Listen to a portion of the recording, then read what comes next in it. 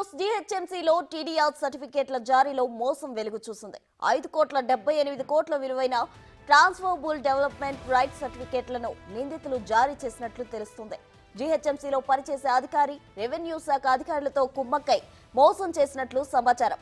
రంగారెడ్డి జిల్లా రాజేంద్రనగర్ మండలం ఉప్పరపల్లిలో survey number 43, 44, 46లో TDR జారీ అయిన భూమి ఉన్నట్లు గుర్తించారు. ఇద్దరు నిందితుల్లో ఒకరు అరెస్ట్ చేయగా మరొకరు పరారీలో ఉన్నారు.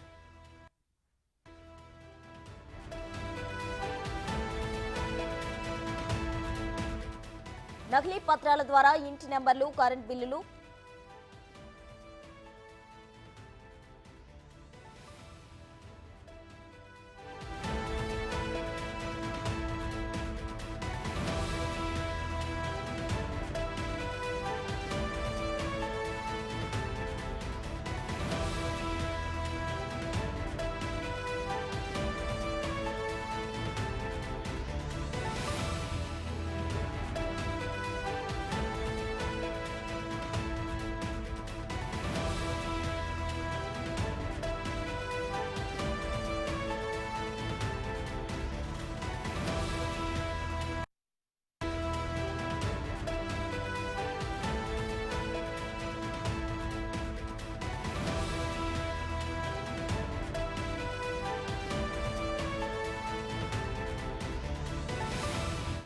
నకిలీ పత్రాల ద్వారా ఇంటి నెంబర్లు, కరెంట్ బిల్లులు పొంది మోసం చేసినట్లు ఉన్నతాధికారులు గుర్తించారు. ఈ మోసంలో 14 రకాల పత్రాలు సృష్టించి మోసానికి పాల్పడినట్లు పోలీసులు గుర్తించారు.